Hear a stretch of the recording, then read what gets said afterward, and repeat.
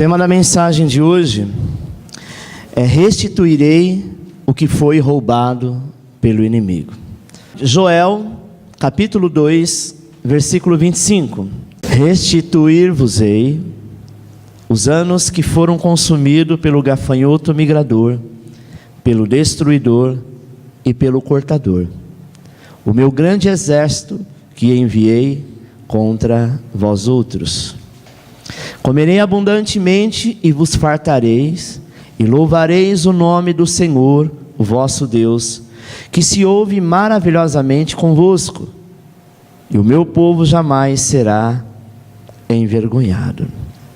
Sabereis que eu estou no meio de Israel, e que eu sou o Senhor, o vosso Deus, e não há outro, e o meu povo jamais será envergonhado. 1 Samuel capítulo 15, acompanhe no quadro. Respondeu Saul: de Amaleque os trouxeram, porque o povo poupou o melhor das ovelhas e dos bois, para o sacrificar ao Senhor teu Deus. O resto, porém, destruímos totalmente. Enviou-te o Senhor a este caminho e disse: vai e destrói totalmente estes pecadores, os amalequitas, e peleja contra eles até exterminá-los. Porque, pois, não atentaste à voz do Senhor, mas te lançaste ao despojo, e fizeste o que era mal aos olhos do Senhor? Então disse Saul a Samuel: pelo contrário, dei ouvido à voz do Senhor, e segui o caminho pelo qual o Senhor me enviou, e trouxe Agag, rei dos Amaleques, e os amalequitas, e o destruí totalmente. Sucedeu, pois, 1 Samuel 31, sucedeu, pois, que chegando Davi aos seus homens, ao terceiro dia, a Ziclague, já os amalequistas tinham dado com ímpeto contra Sul e Ziclague, e este, ferido e queimado, tinha levado cativa as mulheres que lá se achavam, porém a ninguém mataram, nem pequenos nem grandes, tão somente os levaram consigo, e foram o seu caminho. Davi e os seus homens vieram à cidade, e ei-la queimada, e suas mulheres, seus filhos, suas filhas eram levados cativo. Então Davi e o povo que se achava com ele ergueram a voz e choraram, até não terem mais forças para chorar. Foram levadas cativa as duas mulheres de Davi, Ainoã e Jezreelita, e Abigail, a viúva de Nabal. Davi muito se angustiou, pois o povo falava de apedrejá-lo, porque todos estavam em amargura, cada um por causa dos seus filhos e de suas filhas. Porém Davi se reanimou no Senhor seu Deus. Amém? Louvado seja Deus. Nós citamos aqui 3 textos. O primeiro texto fala de Joel, quando Joel anuncia o tempo de derrota, quando Israel se vira contra Deus e começa a andar pelas suas próprias vontades. A Bíblia diz que foi liberado naquela época gafanhotos, porque o povo vivia da lavoura, vivia da plantação, e foi liberado 4 gafanhotos: o cortador, o migrador, o destruidor e o devorador. Para ser mais rápido, mais simples nessa ministração, eles clamaram ao Senhor, eles reconheceram o erro deles e pediu por restituição. O Senhor então ouviu o clamor daquele povo e liberou e repreendeu 3 gafanhotos, que é o que a Bíblia diz, que foi o cortador, o migrador e o destruidor. Amém? Mas ficou faltando um. Se você ler o texto, volta lá no primeiro texto. Se você ler o texto, você vai ver que Joel diz o seguinte: restituiu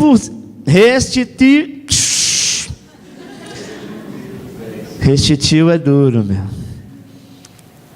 Restituirei, pronto, os anos que foram consumidos pelo gafanhoto. Olha, migrador, destruidor e cortador. Não está faltando um? Qual está faltando? Devorador. Você vê que ele não está aqui, e agora você vai entender por quê. Deus só repreende o devorador quando nós entregamos em obediência aquilo que é aclamado. Neste caso era o dízimo. Porque o devorador, ele só pode ser repreendido pelo dízimo. Não adianta você dizer: ah, mas Deus entende, Deus sabe todas as coisas. Nós temos um ato profético, é apenas profético. Amém? Aqui na igreja, se algum mês você não consegue devolver o teu dízimo por alguma situação, é importante que você faça um ato simbólico. Pegue lá um valor qualquer, amém? Ainda que seja 10 centavos. Coloque no teu envelope, escreva simbólico e vai ao teu líder, ao teu mestre, ao teu pastor, ao teu sacerdote. Fala: pastor, eu estou entregando o simbólico, eu não vou te perguntar por quê, mas eu vou entender, e o Senhor está entendendo que por algum desequilíbrio que você teve, você vai estar entregando ao Senhor, não o valor que realmente deveria ser, mas você está fazendo em obediência, amém? Outras pessoas preferem ser diferente, diz: não, eu não concordo com isso, pastor, eu acho que não tem nada a ver eu colocar 10 centavos, o meu dízimo era 100 reais, então entregue os seus 100 reais, entregue como simbólico, e diga ao pastor: pastor, eu quero que o Senhor me abençoe. No final o pastor vai pegar esse dinheiro e vai te devolver esse dinheiro. Sabe por quê? Porque você cumpriu a meta, não importa. Uma vez que entrou na salva, uma vez que entrou no caixa da igreja, a igreja pode liberar e abençoar a qualquer pessoa com o valor que ela quiser.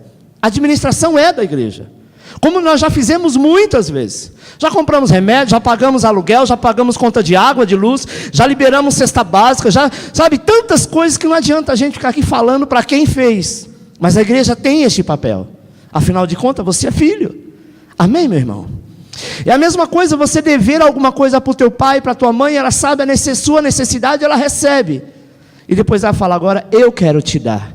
Não devolver, mas te entregar. Isso fecha todas as brechas. Isso chama-se obediência. E o Senhor fez isso com Israel. O clamor repreendeu 3 gafanhotos, mas um só foi repreendido pela obediência, que era o ato de fé. Amém, amado? Assim é nas nossas vidas, assim é a nossa primícia. O que é a nossa primícia? É o nosso primeiro dia de trabalho. Amém? Naquela época se fazia primícia como? Eles trabalhavam, quem trabalha por conta pode fazer isso.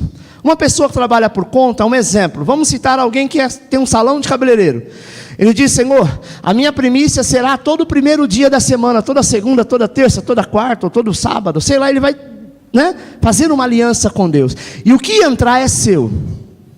Outros faziam na época a primícia assim, o primeiro dia de trabalho, ou o último dia de trabalho, normalmente o primeiro, porque se primícia, o nome já diz tudo, é primeiro, era do Senhor. Só que hoje nós não trabalhamos mais assim, nós trabalhamos recebendo um salário, não é verdade? Então o teu salário, amado, é exatamente isso, é a tua primícia. Se você juntar o teu salário e dividir por 30 dias, vai dar exatamente 3%, se você fizer a conta. Amém? Eu estou falando isso porque algumas pessoas não entendem o princípio da primícia. Amém? Mas aquele povo, eles só foram abençoados e foram restituídos quando eles realmente entenderam que não adianta você reter aquilo que é do Senhor. A Mari falou um negócio aqui na hora da oferta interessante. Se você não consegue viver com 90%, não vai ser os 10% que vai fazer a diferença, não é verdade? Às vezes você acha, o diabo põe na tua mente o seguinte: não, vai te faltar, você não tem, esses 10, você vai continuar sendo roubado. E preste atenção, uma pessoa que não consegue ser dizimista, não consegue ser o primeiro mês, o segundo, o terceiro, o quarto, o ano inteiro, vive debaixo de miséria, de escassez, só vive devendo, só vive fazendo projeto, para comprar uma coisa nova, ela tem que deixar de pagar a conta velha. Esta é uma verdade. Por quê? Porque o devorador, ele existe. Se você acredita, ele existe. Se você não acredita, ele existe. Amém? A minha irmã, ela está aqui, não me deixa mentir, e posso falar com autoridade, porque não estou falando de ninguém que não seja da minha família. Passou um problema muito sério financeiramente alguns anos atrás, em que o dinheiro que ela recebia caía no banco, e banco sabe como é que é, né? É uma instituição fria, você pode estar passando fome, caiu lá, ele pega o dele e acabou. O salário entrava para cobrir o limite. E ela disse: meu Deus, como que eu vou fazer agora? Não dá nem tempo de entrar. Quando entra o banco já pega. Como que eu vou dizimar aquilo que eu não tenho? Virou uma bola de neve. E para simplificar, ela fez um ato profético, orou ao Senhor e disse: eu vou lá, Senhor, em determinada hora, e o banco não vai ter como saquear isso. E fez, amado.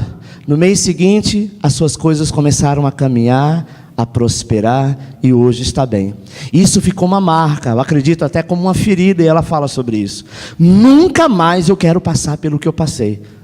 Porque aquilo que eu retenho, achando que eu vou ter lucro com alguma coisa, eu vou ter uma brecha lá na frente. É como a droga. Eu estou experimentando hoje, mas eu não sou viciado. Amanhã também você quer mais um pouco e daqui a pouco você é dependente total. Não deixa como Israel. Israel é o povo mais próspero da terra. Mas foi na época de Joel, sabe, do profeta Joel, que eles aprenderam que não adianta, aquilo que é de Deus é de Deus. Jesus fala sobre isso. Dai a César o que é de César e entregue a Deus o que é de Deus. Quando nós falamos de dízimo, nós não estamos falando apenas de dinheiro, mas aquilo que é do Senhor. Às vezes a pessoa sai da sua casa, vem para a casa de Deus e fica aqui perdendo tempo, sabe? Jogando alguma coisa, jogando conversa fora, postando coisas no Facebook, andando para lá e para cá. Meu irmão, pelo correto nós deveríamos dar o dízimo do nosso tempo, que o Senhor nos dá 24 horas, todos os dias de vida, não é? Um dia não tem 24 horas? De um dia pelo outro? Qual seria o nosso dízimo? 2 horas e 40 minutos, não é verdade? Pelo correto, nós teríamos que estar 2 horas e 40 minutos todos os dias na presença do Pai. Quando tem um culto de sábado, que é uma vez por mês, fala, mas eu já vou o mês inteiro. Que mês inteiro? Se você somar, não dá. O nosso maior culto é o culto de ceia, que chega a ser 3 horas. Amém? Mas os nossos outros cultos, quinta e domingo, quinta então é de 1h30, 2 horas. Mas isso é algo determinado pela igreja, não é culpa sua. Então não retenha. Tem gente que deixa de vir na igreja porque é o último capítulo da novela. Deixa de vir na igreja porque é o jogo, sabe, o seu time vai jogar e é o time do coração. E quando chega na casa de Deus está com a mente longe e aí vive uma vida de derrota, de destruição. Sabe por quê? Porque talvez na sua vida não tenha lá o devorador, porque você é dizimista todo mês, mas tem o cortador. Tudo aquilo que você começa não vai até o final. Tem um migrador, que tudo que você vai começar parece que vai migrando e não chega a lugar nenhum. Tem o destruidor, que aonde você põe a mão parece que o negócio é destruição total, é bomba atômica. Amém, meu irmão? É tempo de olhar para o Senhor. O segundo texto fala que havia uma ordem que estava prejudicando o povo, e a ordem de Samuel era profeta de Deus: vá, destrói todos os amalequitas, porque o Senhor vai dar os inimigos em tuas mãos. O primeiro que você tem que matar, exterminar é o rei, não é? O primeiro que você tem que matar é o rei. É a mesma coisa quando você vai atacar uma colmeia de abelhas. Se você matar a rainha, todas elas ficam desativadas. Porque a rainha é a que motiva todos eles a trabalharem. É a rainha que motiva aquela colmeia a crescer, porque a função dela é multiplicar, multiplicar, multiplicar. Às vezes nós queremos arrancar, amado, um problema da nossa vida, mas nós não vamos lá no centro do problema. Amém? O Senhor disse: mate o rei e extermine o povo. Sabe o que Saul fez? Fez do rei o seu amigo e matou o povo. E juntou as riquezas do rei. Aquilo que não é de Deus, Deus não aceita. Não adianta o indivíduo ir lá assaltar um banco e vir dizer: pastor Alexandre, eu assaltei um banco, eu sei que a igreja está precisando comprar este prédio, está aqui o meu dízimo, se eu souber eu não aceito.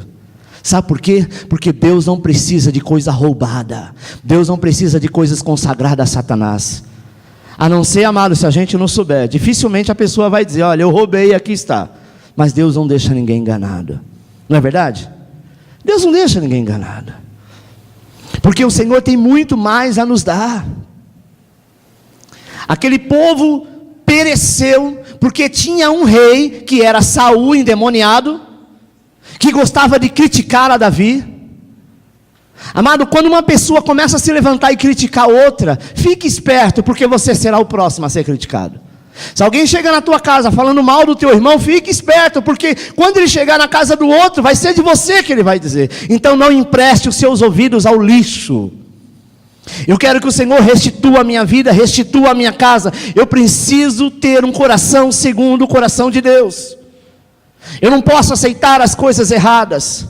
Ah, mas é difícil para mim aceitar esta etapa, é difícil obedecer esta regra da igreja. Amado, a Bíblia é muito clara quando diz: é melhor obedecer do que sacrificar. O sacrifício dói. Aí depois lá na frente vai dizer: ah, né? É verdade, então é melhor eu voltar atrás. Olha quanto tempo você deixou por rebeldia. Deus não opera em rebeldia. Amém? E o último texto, para que Davi se angustiou muito, porque por uma atitude dele, mesmo sendo rei, ele deu brecha, e os inimigos foram e roubaram, saquearam, sequestraram as suas esposas e os seus filhos. É o que eu disse no começo do culto: você pode ter todas as coisas, se você não tiver a tua família no altar do Senhor, debaixo da bênção, não adianta nada. Sabe, irmão, eu estava citando isso ontem com a minha esposa. É melhor vir pelo amor do que pela dor. Eu tenho um irmão, e vocês já viram ele aqui, né? Está com câncer no esôfago. Acredita-se que já passou até para o pulmão. Está um estado deplorável. Mas este mesmo irmão me viu aceitar Jesus. Esse mesmo irmão viu a minha irmã mais velha, que pregou o evangelho para todos nós, falar de Jesus, viu os milagres, viu o meu crescimento em todos os aspectos, viu o crescimento da minha família, viu o crescimento da minha mãe, e não queria saber de Jesus. Continuava bebendo, fumando, chegava em casa, fazia aquele escândalo, quebrava uma coisa, quebrava outra, era um verdadeiro inferno. Falava de Jesus, queria ver o capeta, mas não queria saber de crente, debochava, ria. Ele precisou virar o pó. Às vezes a gente começa a dizer: Deus está tardando. Como família nós estamos sentindo isso. É difícil ver um irmão na situação que ele se encontra.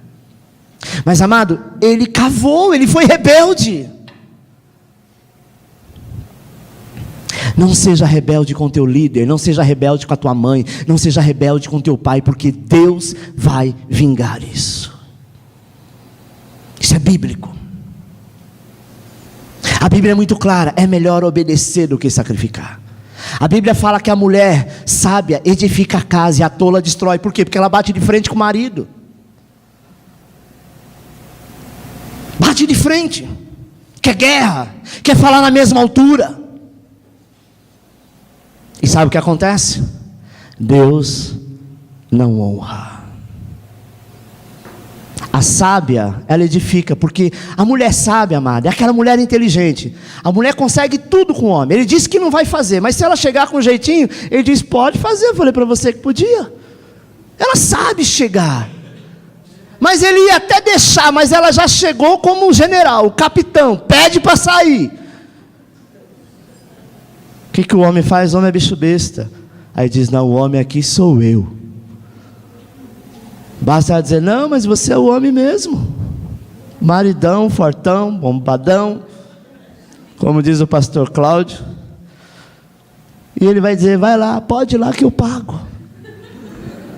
A mulher sabe, amado. O filho, quando ele quer algo do pai ou da mãe, por mais general que seja, ele sabe chegar. Para que entrar em guerra? Para que entrar em guerra com o teu líder? Você vai brigar com o teu chefe, ele não vai deixar de ser teu chefe. Você pode estar coberto de razão, mas vai chegar uma hora que ele vai dizer: você não está feliz? Pede a conta, ou então vai embora, ou eu te mando embora. Você vai brigar com o dono da empresa, você vai brigar com o pastor da igreja, você vai brigar com o dono da casa. Israel estava fazendo isso. O Senhor diz: por conta disso você vai perecer. E é fato, irmãos, é fato. E assim como já foi ministrado no mês de dezembro, que este mês, a partir do mês 6, Deus estaria restituindo a tua casa, a tua vida, nós estaremos ministrando isso. E tudo que foi roubado, sabe? tudo que foi retido na sua vida, talvez pela sua desobediência, talvez foi um migrador, o destruidor, o exterminador, o devorador, não sei, talvez seja porque Deus mandou você fazer uma coisa e você fez outra, talvez seja porque você foi rebelde e a tua casa foi saqueada, eu não sei, não importa o motivo, mas o Senhor te diz: hoje eu vou restabelecer a restituição na tua vida, e você não será mais envergonhado. Você crê nisso? Aplauda o Senhor, porque Ele é digno.